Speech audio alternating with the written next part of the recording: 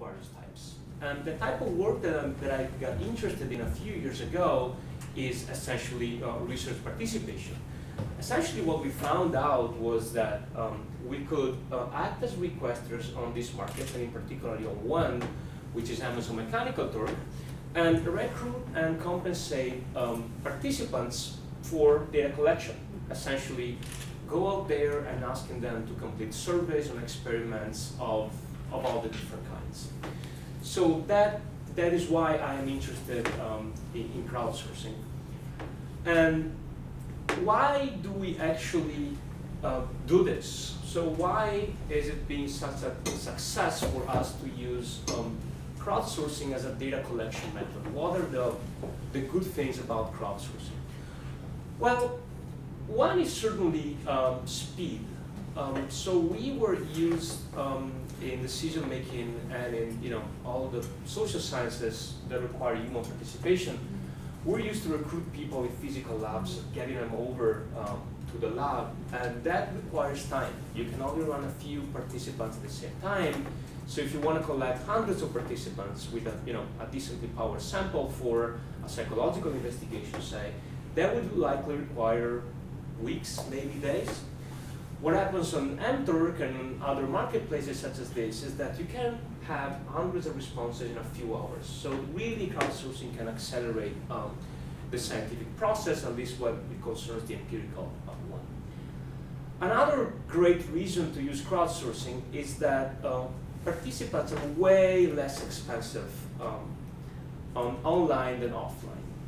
And I want to stress that this is not necessarily a byproduct of people underpaying workers, in the sense that even if sounds bad, but because that should happen, but even if you pay participants at a similar rate that you would pay them in the lab, conducting a study on mTurk would still be way less expensive.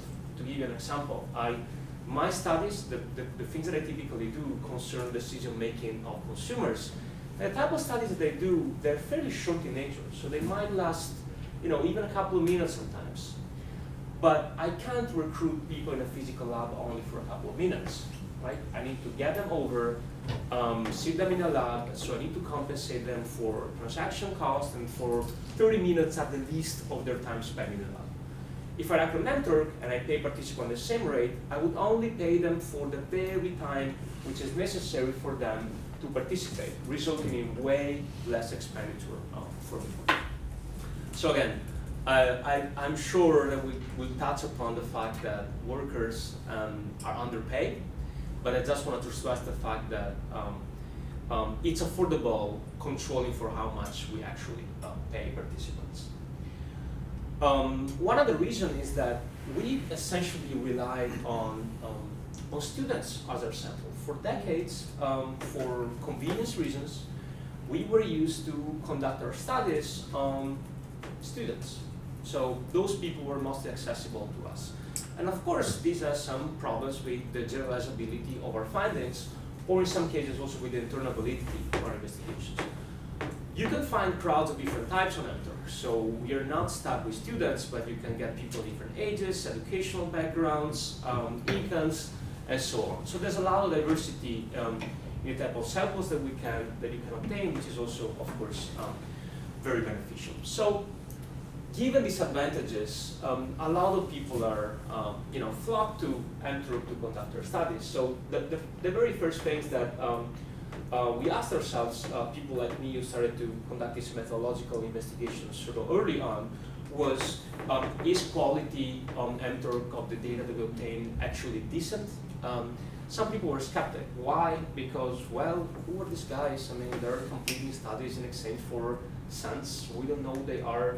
They participate in a not very controlled environment, unlike the physical laboratory in the university. So can we trust this data?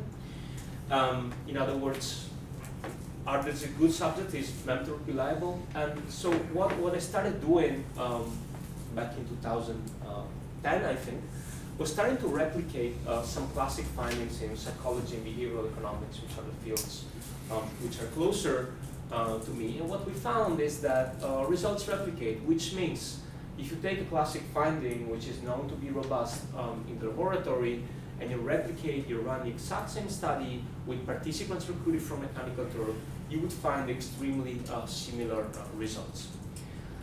Since then, there's been a lot of papers that are sort of looking to validating Mechanical Turk, if you like. So I just put one per year here, but I could potentially put dozen.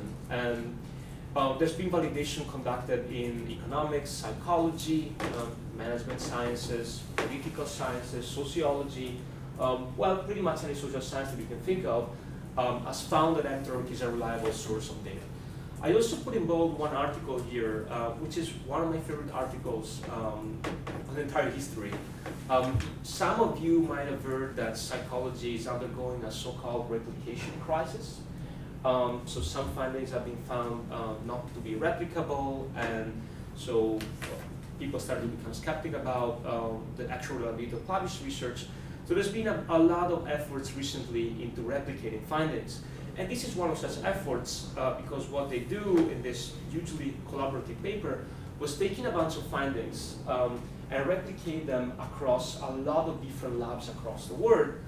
And one of these was mTurk, and what has been found is that mTurk is, the effect size that you can find on mTurk. So, well, the degree, I'm going to talk about more in detail, but the degree to which your study essentially worked, let's put it that way, was very similar to compared to other labs. So it's very revealing.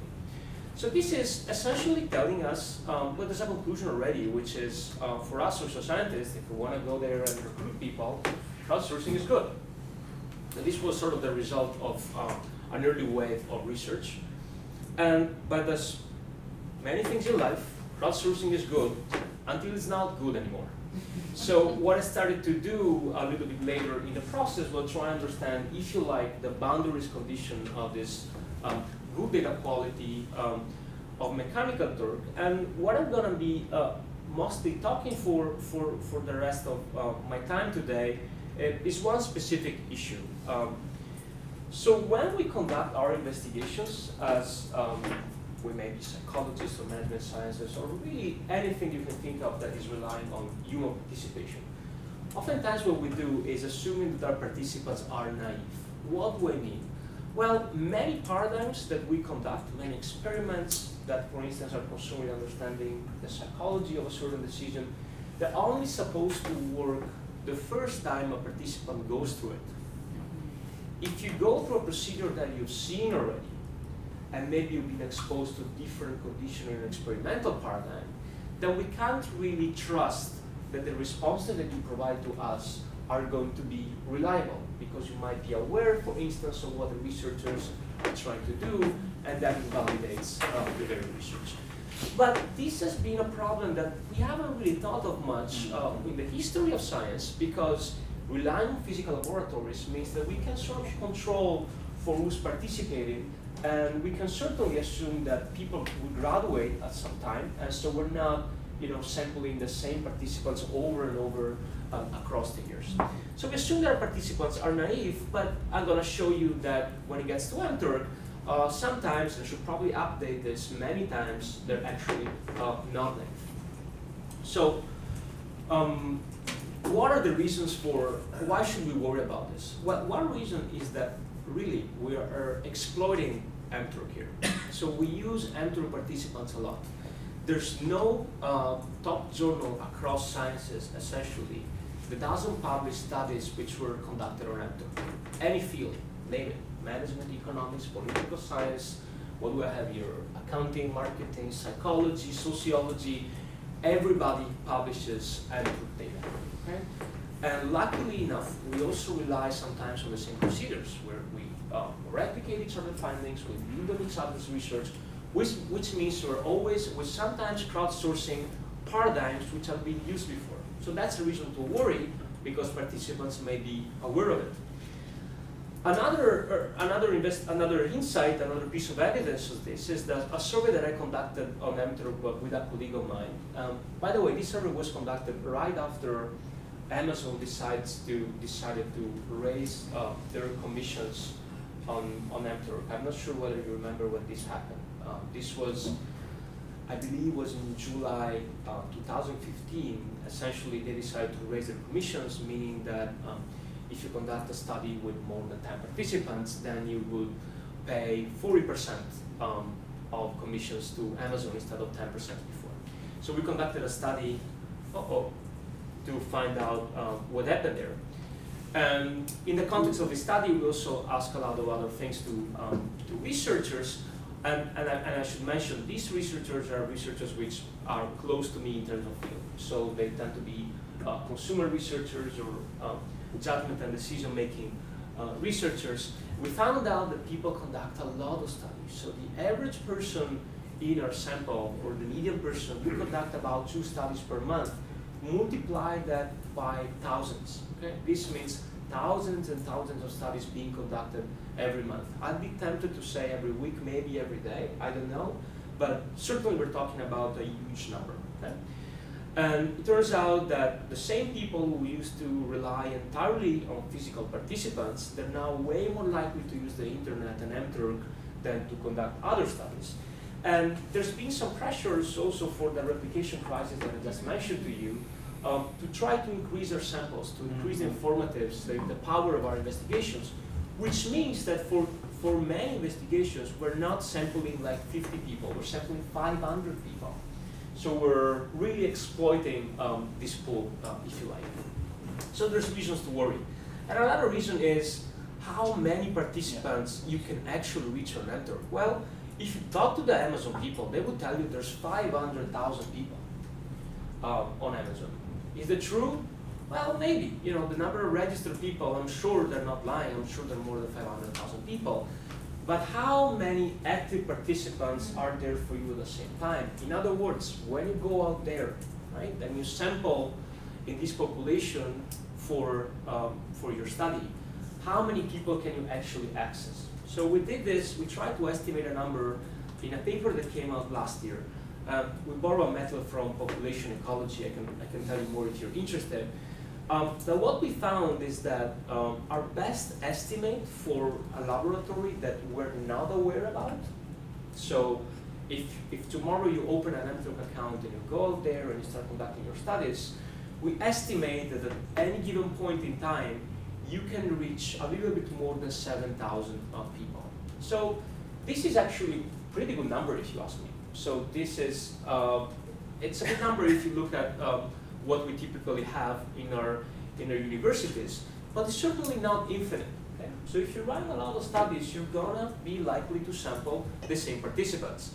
I could tell you more about this paper, of course, and we don't claiming that these are not always the same people. Okay? So every 6 months, sometimes people drop off the market, some other people join, so there is some turnover, but still is speaking to people's assumption that, oh, you run studies on mTurk, and the crowd is infinite, and I'm always getting many participants. No. Very importantly also, are we sampling uniformly on the population? In other words, if I go there and have my 7,000 population, am I equally likely to pick each member of this population, or are there such people that we would call super Turkers that are particularly likely to show up in my sample? So we try to answer this question by pooling all the submissions that we received as researchers in this paper. This is, by the way, a little bit old because it's 3 years ago about this type of investigation. And so what we did was pooling our hits all together, and that resulted, these were the people in the paper and a couple of other political scientists. And what we had was a little bit more than 16,000 individual surveys taken. So the question we ask ourselves is, how many people are actually responsible for all of our observations? Are there people who are particularly active? What is concentration of the working activity, essentially?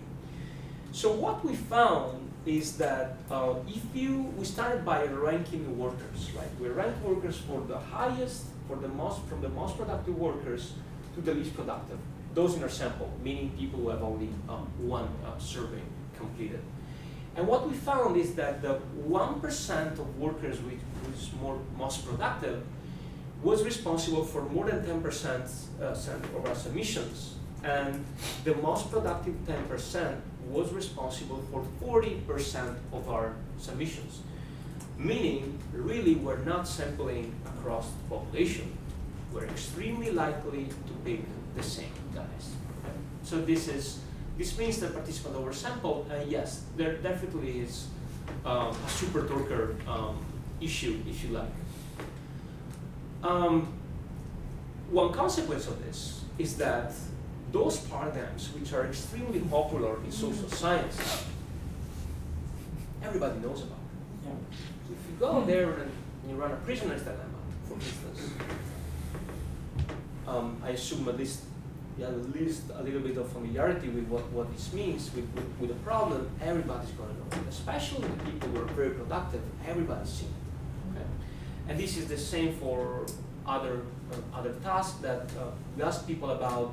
Ultimatum game, dictator game. These were taken from experimental economics literature. Trolley problem is a moral psychology problem. We talked about it last night, actually, and people are even making fun of us because we still run this problem, and everybody knows about it. Okay. That said, these paradigms, I would argue, they do not strike me as paradigms for which non-naivety might be more of a problem. In other words, if you ask me how much money I would allocate to me or to another worker, a dictator game, the fact that I've been already through this problem doesn't necessarily affect my answer, right? So I don't think this illustrates that everybody knows the classics, doesn't necessarily illustrate that this is a problem for data validity, okay? So the next step for us was try to understand whether there's actually a consequence of this. And let me show you a test that certainly you might agree non-naivety is a problem. Okay? So this is a widely used test in psychology. It's called cognitive reflection test. So if you read this question right now and you answer, I don't want to embarrass you, so you can answer in your head. Well, what's your answer? A bat and a ball cost $1.10 in total. In total, the bat costs $1 more than the ball. How much does a ball cost? I'm giving you an answer. I'm not asking you, but the correct answer is not 10. Okay? So there's an answer here that almost jumps out of your mouth, which is 10. But if you make the calculation, 10 is not the right answer. Right? The right answer is 5 cents. Okay?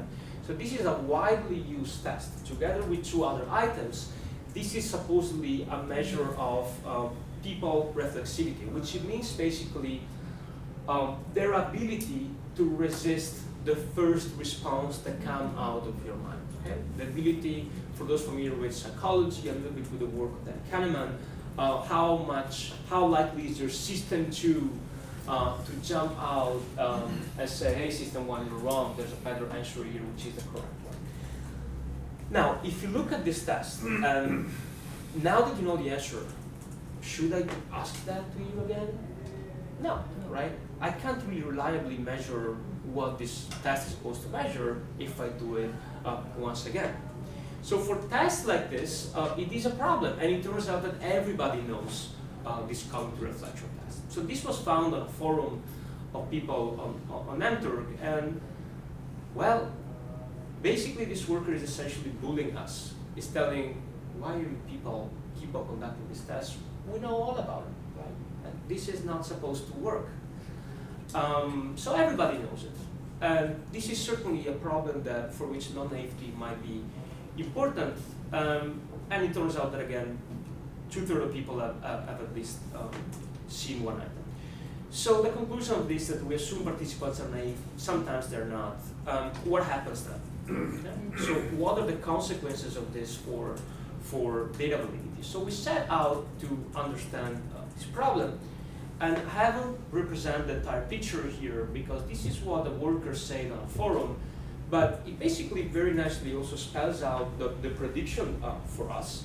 Because in addition to telling us that everybody knows about the CRT, it's also telling something more. I agree with you. It says these questions cannot work to measure what they're supposed to measure the very first time a survey taker sees them. After that, the cat's out of the bag. Why would a serious researcher put a sort of count into a survey that goes to a pool of professional survey takers? It's a tailor pool. Do they not notice that M-Turkers get those questions right way more than general population? Again, I suspect many of these researchers simply don't care. They're either students, students, I'm not sure why it's speaking on you, or they're just ripping off whomever gave them the money for the research. Essentially, it's telling us, we know this already. Your test wouldn't work because we're going to be more likely than we would otherwise be to make it right because we've seen the test already. And essentially, that's what we wanted to test. Okay? So we wanted to find some direct evidence that non-identity indeed can affect validity. So how did we do this? Well, I told you that we have a sample of workers before, right? And some of them, they were extremely productive, and some of them were not productive. So we recruited a bunch of one group and a bunch of another group. And what we did was essentially just asking them the cognitive reflection test. So we measure how likely they were to make the right choice in the back and the ball problem and the two other problems that I told you about. And it turns out that the more productive people were, the higher their score. In other words, the people who were more likely to have seen that test before, they were also more likely to say it right. Now, of course, correlation doesn't imply causation. It's entirely possible that this correlation is an effect of people who are more productive actually being more reflective, right? So what we did to try to attenuate this possible problem was also getting participants to answer a different type of cognitive reflection test. So this cognitive reflection test is conceptually, it tests the exact same thing. The logic of the items is very similar. I can show it to you if you like, but it's novel. I mean, participants, including the most productive one, they would be not particularly likely to have seen it before. I would argue extremely unlikely to have seen it before at that point in time. And what we found is that productivity and score in this cognitive reflection test were not significantly correlated. In fact, the two correlations were significantly different. This is proving essentially that productivity, I'm saying it in a better terms than this, but productivity is essentially a predictor of reflexivity in a spurious way. Okay? Productivity explains why people make it right, but we're not interested in productivity if we run the test. We're interested in whether people are reflexive or not. Okay? So don't run the cognitive reflection test on network. That's a consequence. How do these participants who have seen a task already, how do they affect experimental results? I admittedly shown to you a pretty idiosyncratic case, right, of a task that, of course, it's easy to hypothesize that practice effects should reduce the goodness of the measure. But what happens in general? So what happens when a participant has seen a task and go through the task again? What kind of behavior? Is the behavior changing in any meaningful way? So that's what we wanted to answer in this paper that came out last year in psychological science. How did we do this? The method is it's fairly simple. Essentially, we got participants to participate in a bunch of studies in time one, say. So they participate in 12 studies. Then we recontact these participants again. On time two, we show them the exact same studies, and we look to what happened to effect sizes.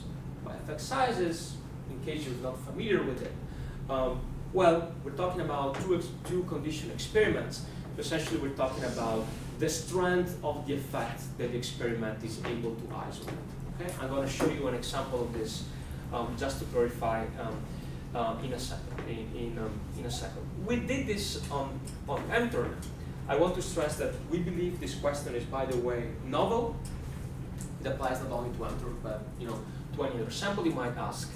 And in the first wave, in the time one, what we did was relying on that study I told you at the beginning, which was called many labs, okay? In which a bunch of studies were replicated on many samples, including mechanical torque. And my colleague was in charge of the M-Turk replication, so we used that as a wave one. And these were several two conditions between participant experiments.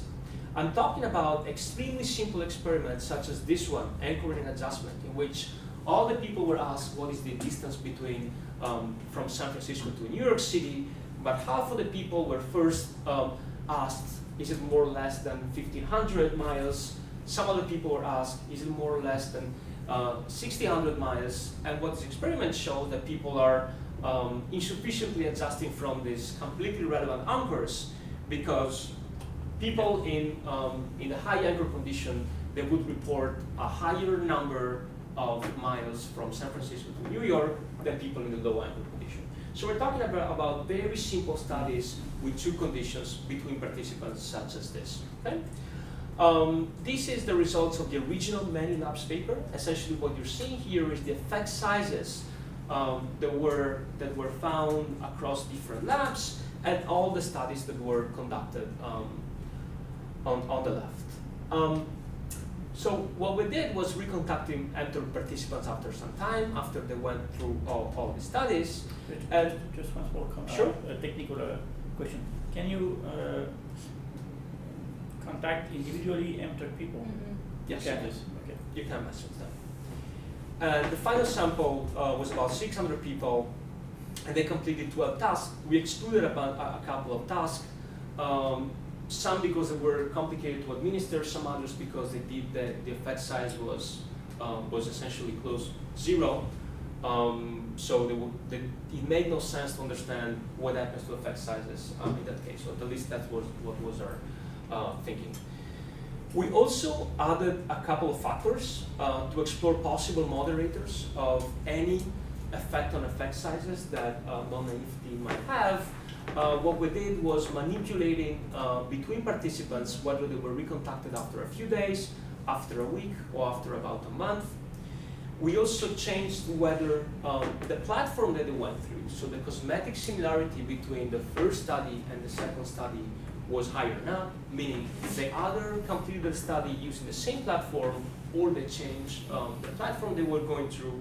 And finally, we also made sure, while using randomization, that participants would either participate in the same condition they were assigned to in wave one or into a different condition. Okay? The logic of this intervention was, if there's any effect on naivety on effect sizes, it's possible that this effect is stronger in certain conditions of this. When time is lower between the two waves, when similarity is stronger, when people have seen different conditions, because then they might have learned about the true purpose of the experiment. Okay?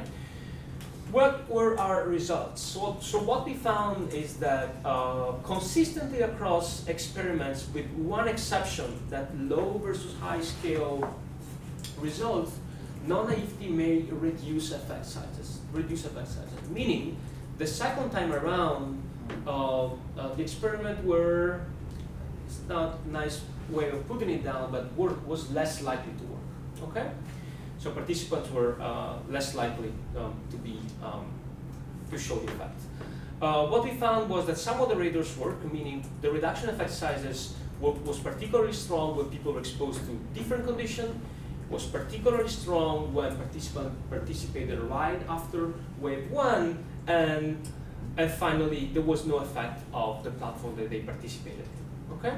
Self-reported participation, I'm going to be very quick, was very imperfect, so not everybody remembered that they participated before, and it didn't really matter whether they remember or not participating, because the effect sizes were reduced anyway. Okay?